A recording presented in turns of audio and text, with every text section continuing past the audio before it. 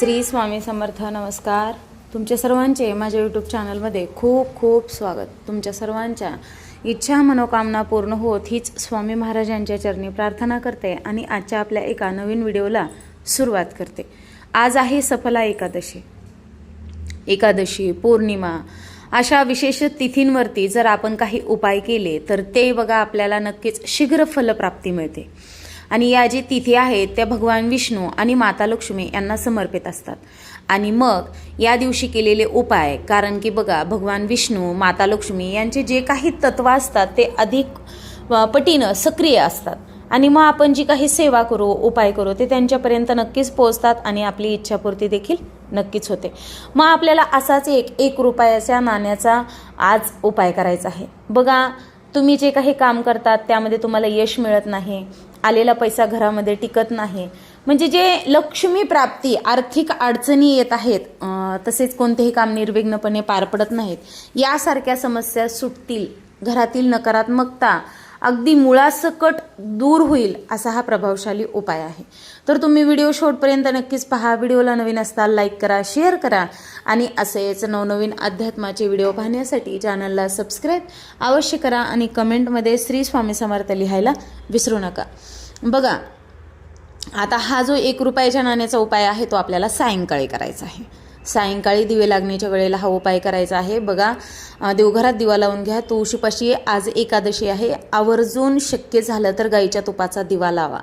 तसेच उंबरट्याच्या बाहेर देखील तुपाचा दिवा लावा, कारण की तुपाचा दिवा हा माता लक्ष्मीला खूप प्रिय आहे.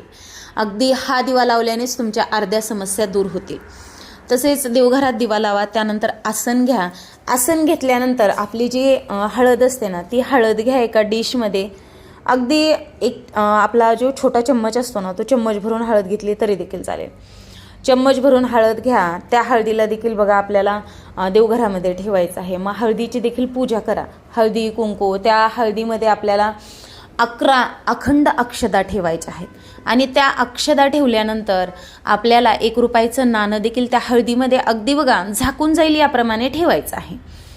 आणि त्यानंतर देवघरात आपण जो नित्य दिवा लावतो तो तर आपला आहेच, पण आपण ही हळद आणि 1 रुपयाचं नाणं ठेवलं आहे. मग भगवान विष्णूची मूर्ती असेल तर तिथे ठेवा ही वाटी, किंवा मग बाळकृष्णाच्या मूर्तीसमोर ठेवा, किंवा मग तुमच्या देवघरामध्ये जरी ठेवलं जे देव असतील त्यांच्यासमोर तरी देखील चालतंय.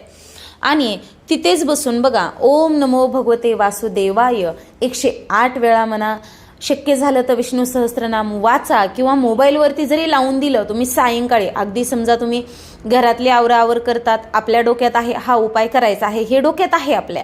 मग आपण आता समजा देवघरात दिवा लावायलोत, तुळशीपाशी दिवा लावायलोत, विष्णू सहस्त्रनाम लावून द्या आणि दिवे लावायला सुरुवात करा आणि त्याच्यानंतर उपाय केला तरी देखील चालेल. आणि हे पूर्ण 1 रुपयाचं नाणं हळदीमध्ये आपण ठेवल्यानंतर ओम नमो भगवते वासुदेवाय या मंत्राचे 108 वेळा पठण करून झाल्यानंतर दोन्ही हात जोडून भगवान विष्णू माता लक्ष्मी यांना प्रार्थना करायची आहे की माझ्या जीवनातल्या ज्या काही अडचणी आहेत त्या तुमच्या आशीर्वादाने पूर्ण दूर झालेल्या आहेत. आर्थिक अडचणी देखील नाहीत. माता लक्ष्मीचा आशीर्वाद माझ्या कायम पाठीशी आहे असं आपल्याला म्हणायचं आहे. म्हणजे एक सकारात्मक बोलायचं आहे. आणि बघा आपण जसा विचार करू ना तसं होत चालतं आणि वास्तू तथास्तू बोलते. म्हणून आपण सायंकाळच्या लक्ष्मी यायच्या टायमाला म्हणायचं आहे, माता लक्ष्मी तुमचा माझ्या कुटुंबाच्या पाठीशी भरभरून असा आशीर्वाद आहे. तुम्ही आमच्या घरामध्ये कायमस्वरूपी वास करत आहात. असाच तुमचा आशीर्वाद आमच्या पाठीशी राहू द्या. माझ्या इच्छा पूर्ण होतात. मी जे काही काम करते त्याला माझ्या कष्टाला नशिबाची साथ मिळते. आपल्याला असं बोलायचं आहे, जेणेकरून आपल्याला सकारात्मक बोलायचं आहे. आता त्यानंतर हे सगळं करून झाल्यानंतर आपण बघा आता दुसऱ्या दिवशी हे जे 1 रुपयाचं नाणं आहे का, अगदी तुम्ही जर समजा तिजोरीत ठेवा, किंवा मग तुम्हीच्या डब्यात पैसे ठेवता, ज्या पॉकेटमध्ये पैसे ठेवतात, म्हणजे काय 10, 50, 20 रुपये आपण ठेवतो ना तशी ठेवून द्या. आणि हे 1 रुपयाचं नाणं शक्यतो खर्चू नका. कोणती आपल्याला पूजा मांडायची असेल, काही करायचं, एक लक आपलं आपण नाहीत का म्हणत ही गोष्ट माझ्यासाठी खूप लकीली आहे, ही नाही मी खर्चणार, तसं ते 1 रुपयाचं नाणं अगदी आपण सोन्याचं केलं आहे तसं जपून ठेवा. बघा तुमच्या घरामध्ये माता लक्ष्मी इतका म्हणजे तुमच्या जीवनामध्ये खूप म्हणजे पैसा येईल. आपल्याला काय असं कोणाचा लुबाडून पैसा घ्यायचा नाही, पण तुम्ही जे काही कष्ट करतात ना त्यामध्ये तुम्हाला अपेक्षापेक्षा यश प्राप्त होईल. या मार्गाने तुमच्या घरामध्ये पैसा, आता यश आलं म्हणजे सगळ्याच गोष्टी आल्या बघा, सुख, समाधान, समृद्धी, कुटुंबामध्ये अगदी आनंद होईल असा हा प्रभावशाली उपाय आहे. आणि ती जी हळद आहे ना, ती हळद दुसऱ्या दिवशी, एकादशीच्या दुसऱ्या दिवशी एक तांब्याभर स्वच्छ पाणी घ्या आणि ती हळद त्या तांब्यामध्ये टाका आणि पूर्ण घरामध्ये शिंपडा. आणि नंतर राहिलेली थोडंसं आपल्या उंबरट्यावरती देखील शिंपडा. आणि थोडं परत पाणी शिल्लक राहिलं तर आपल्या गॅलरीमध्ये समजा जे काही झाडं असतात कुंडीत लावलेले, ते तुळस सोडता दुसऱ्या कुंडीला टाकून द्या. असं केलं तरी देखील चालेल. कारण की मग बघा, आपण त्या हळदीचं पाणी शिंपडल्यानंतर एक भगवान विष्णू, माता लक्ष्मीचा आशीर्वाद आहे त्या हळदीमध्ये. मग आपल्या घरातील जी काही नकारात्मकता, जे काही दोष आहेत ते दूर होतील. म्हणून आपल्याला तसं पाणी शिंपडायचं आहे. तुम्हाला तसं पाणी नसेल शिंपडू वाटत तर ती हळद जरी तुम्ही, हळद ते रुपयाचं नाणं असं जरी तुम्ही एखाद्या कागदीमध्ये किंवा एखाद्या वस्त्रामध्ये पॉकेटमध्ये जरी बांधून ठेवलं तरी देखील चालेल. तो तुमचा वैयक्तिक प्रश्न. पाणी शिंपडलं तर घरातील नकारात्मकता दूर होईल, 1 रुपया ठेवलं तर आर्थिक अडचणी जीवनामध्ये भासणार नाहीत.